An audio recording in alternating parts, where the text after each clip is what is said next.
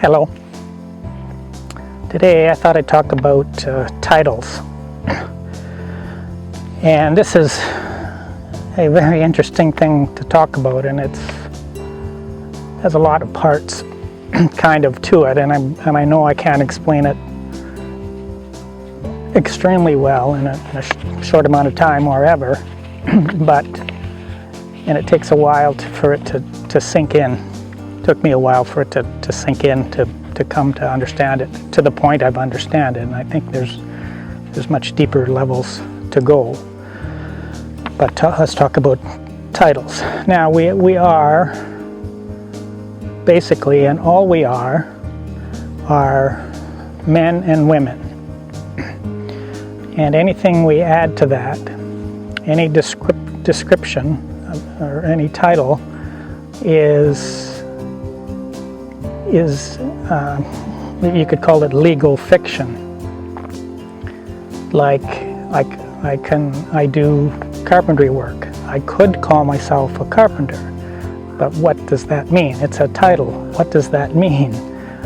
I've never taken any sort of training or to get the title carpenter, but I'm a decent carpenter, and I may be a better carpenter than many people that do get the license to be a carpenter.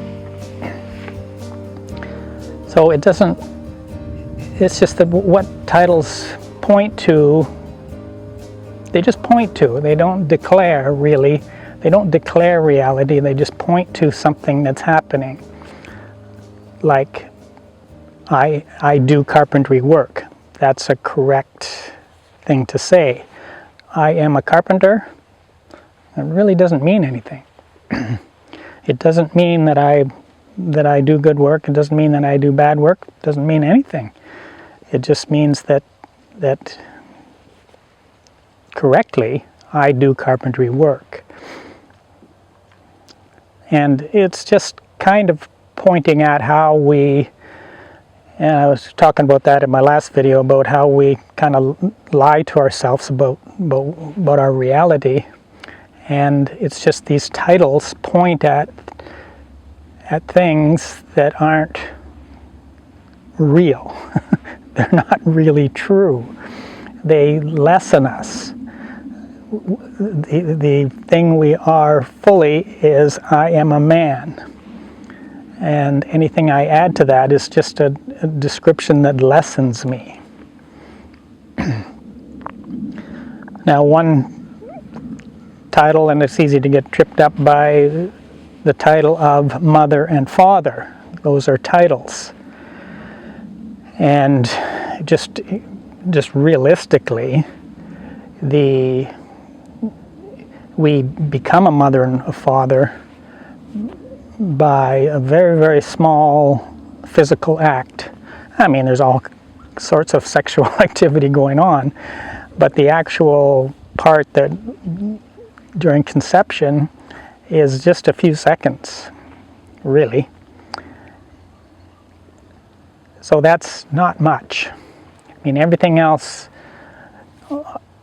that fathers us or mothers us is God, who has created everything that enables us to be able to do that. He's created everything, and He's created the means to do that, the laws for that to happen, the physicality of who we are, everything. The way it's set up that once conceived that it can live and live forever.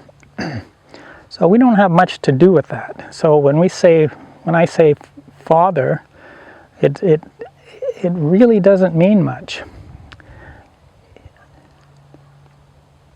And it doesn't describe, even if the people that are born through us, it doesn't even describe that well at all, because there's such a huge range of what the descriptor father is. I have fathered, that's an adjective, I can say that, I fathered 4 children. The first child was aborted. Now that's the worst thing you can do to a child. I was not asked whether I thought that child should be aborted or not, but I did nothing to stop it. So that's pretty much, there isn't anything worse than that to do to a child. And I did that. I was I had very little self-responsibility. I was very, very immature. But I was an adult, and I did that. The second child that I fathered, I did not live with. I do not know. I know who she is, but I do not know her. And she does not know me, and she doesn't want to know me. And I understand why she doesn't want to know me. And thankfully, she very soon after she was born, she had a stepfather in the home, and which turned out to be much, much better than me, in that I did not want to live with her mother, and I chose not to, and I chose to abandon my daughter. So those are 2 instances. You could say father, but that's not a very good father. It's about as bad as you can get.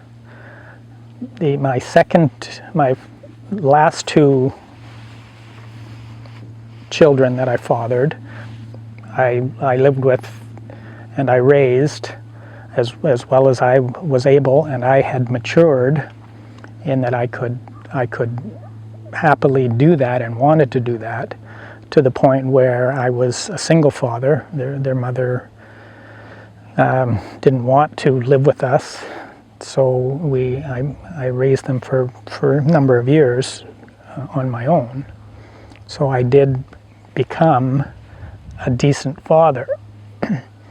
But there's one term, father, and a wide range of what a father means. So just by saying father really doesn't mean anything unless you mean God. That does mean something. So that's the one difficulty with titles, and we could see that in our society, where many people we all have titles, but it's not we all, but many of us have titles, and we might think that they're wonderful things, but they don't necessarily mean anything. Now, if we take the title of say a teacher, and ideally a teacher shows the student how to learn, how to read, how to write, how to do mathematics, how to do valuable things, valuable skills that will help them in their life. And they don't push or sell or suggest that things are true when they're not true, or they don't push an ideology, whether it's having to do with politics or the environment. It doesn't matter. If you are indoctrinating students into an ideology, that's not education. That's not education, and it's not a beneficial thing for the student what that teacher is doing. There are many teachers who don't do that, but there's a whole whack that do. And it's just, again, it suggests we can say teacher, but that there's such a wide range of what the title teacher is that it really doesn't mean anything. And it'd be better to say this is a teacher who does these things really, really well, or this is a teacher, or this is a person who teaches things in a not so good manner. That would be a more realistic way to speak about teachers. And we can say the same thing about doctors, let's say.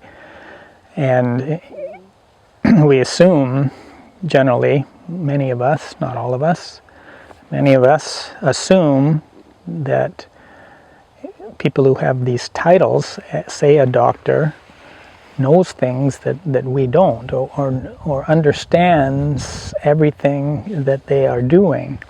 They have seen the source material as to why they would do a treatment or do a medication. But that's hardly true. They have gone to their school where they had good or bad teachers.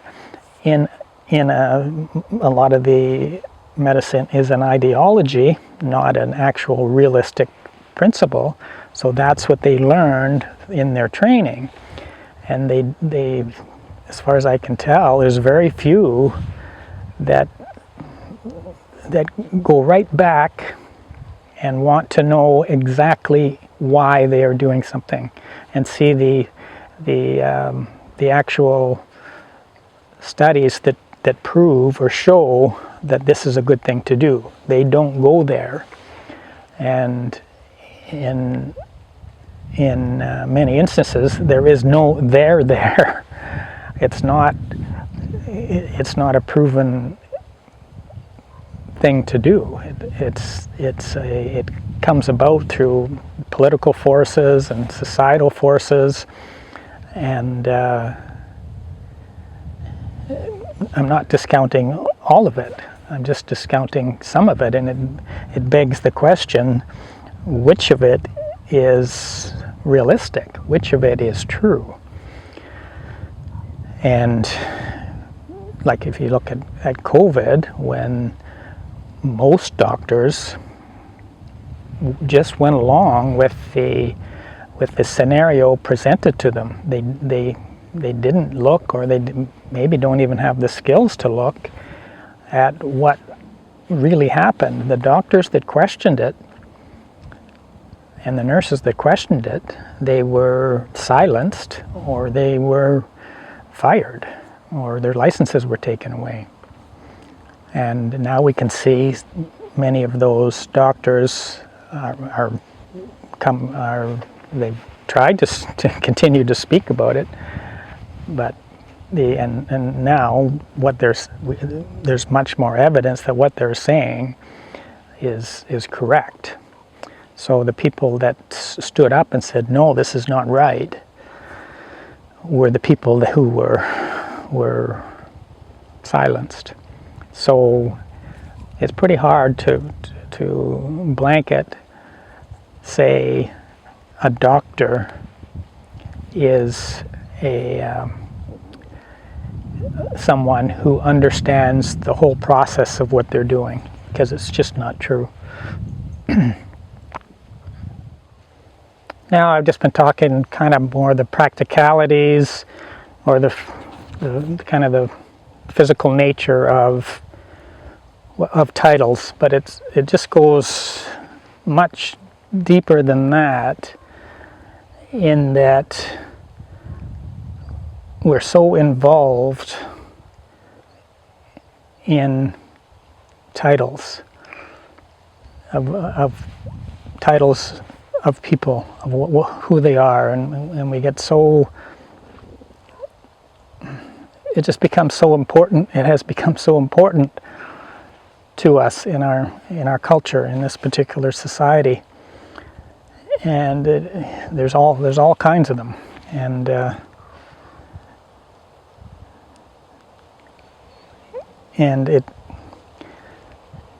it's just it's like that whole thing. Every title, if we are just meaning the title, the whole thing is really it's an illusion. We think it's real, but it's not. It's an illusion. It's just like this illusory world that is right on top of the one we're in. And there's just so many different titles. There's so many ways we could describe ourselves with a title. I'm a father. I'm a stepfather. I'm a grandfather. I'm a husband. I'm a carpenter. I'm an electrician. I'm a plumber. I'm a friend. I'm a blogger. I'm a photographer. I'm a sibling. I'm a son.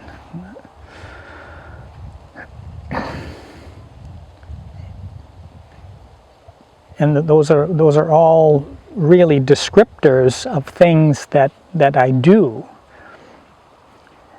But we get tricked into thinking that the descriptor, the title, is a real thing. And this can really, and the other things that it could catch up to us legally too, are things like I'm a tenant, I'm a landlord, I'm a property owner, I'm a taxpayer. And those are things like that can put us into that legal world where we maybe don't want to be. Instead of coming, I'm a man who pays taxes. That's correct. If I say I'm a taxpayer, it's just a description of what I do. It's not real. And like I said at the start, it's just this goes really deep into our belief structure, into what we believe. And it's similar to what I was talking about in the last video about how we live a lie, the lies we live under. And titles are just one huge one, and it's not reality. And I might say this, and you might be shaking your head, and it does take a while. It's like, so what? What the hell are you talking about? It doesn't mean anything. And that's how I was when I first heard this as well. I said, well, it's not a big deal. It just doesn't mean anything, but it really does. It really takes us outside of what is real.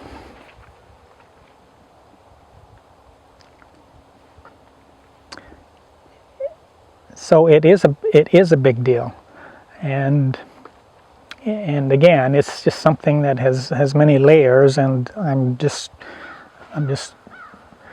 delving into it in a very small way, but it is very important. So just getting back to what I said at the start, if you ask the question, who am I? And really the only answer is, I am a man. Anything else is a description of who I am. It's not the real who I am. And so that is not a title. That is actually who I am. And that goes for, and then I talk about God. Well, is God a title? No, God is actually who he or she is. Or I should say he and her, as he's masculine and feminine, who he is. It is not a title, or it is a title. That's just who he is, God. and Jesus is Jesus. That's not a title. He is not God. He is a man. Jesus is a man. And I was talking about Jesus the last video, and I just kind of want to go over that a bit. I'm not sure I concluded that very well, but I was talking about the nature of lying and the nature of delusion, really, and so it kind of goes along with what I've been talking about today. But in that, my beliefs are that Jesus is a great teacher. The description of Jesus is he's a great teacher, and the best teacher there is, based on the life that he has lived and what he has done. And I guess the reason I'm saying that, because I'm saying, well, here I'm saying a lot of things that he has talked about in book form or in videos, and I believe it. So in that I believe it, if he's telling the truth, and Jesus would tell the truth if he is Jesus, so if he is Jesus, he tells the truth. He's not lying. And so in that I believe he is Jesus, then if I'm saying what he has said, then I am not lying. Of course, you can dispute that. I'm not asking you not to dispute it. I'm not asking you to do anything. But that's how I get to where I am. That's how I get to believe that for the most part I am speaking about reality. And I might not say it perfectly ever, or I may have remembered incorrectly about what Jesus said. But I am portraying to you what I believe to be true. And so that gets you into the whole title thing. When you start talking about titles and the massive influence they have over our lives, then it's a good thing to look at that and see what is really happening. And what's happening in our families, how do we feel about our mother or our father, because we see them as that title. We see them how they're supposed to be with that title. How do we treat them in that regard, rather than how they are acting realistically, how they are actually acting, and whether that deserves, or we want to give them a lot of time.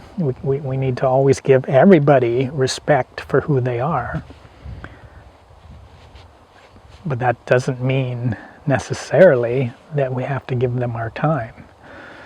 We can love everyone as they are, and to make distinctions, which are titles again, distinctions about our family. That's a title. People in our family. Why do we think they're better people than the family next door?